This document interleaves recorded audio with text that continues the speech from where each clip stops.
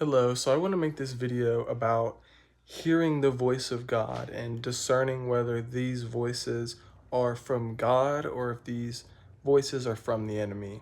So Matthew chapter 4 verse 4 says, "It is written, man shall not live by bread alone, but by every word that proceedeth out of the mouth of God." And then First John chapter 4 verse 1 says, "Beloved, believe not every spirit, but try the spirits whether they are of God, because many false prophets are gone out into the world." And I can testify to hearing the voice of God before and also believing that I heard the voice of God, but it actually came from the enemy. And we have to test these voices in the spirit.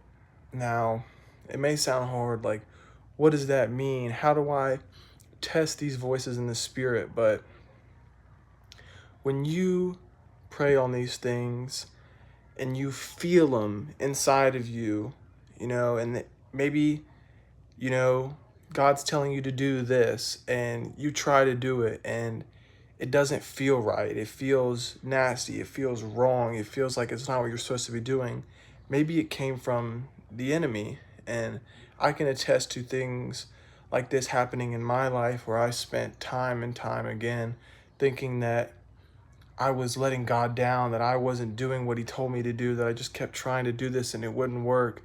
And I finally came to the discernment of this wasn't from God. This came from the enemy. This was a tactic of the enemy to try and keep me down and suppressed. So I just want to say that, if you are trying to hear from God and seek God and live righteously by his will, and you hear, a voice, it says, not every spirit, believe not every spirit, but try the spirits, whether they are of God, because many false prophets are gone out into this world.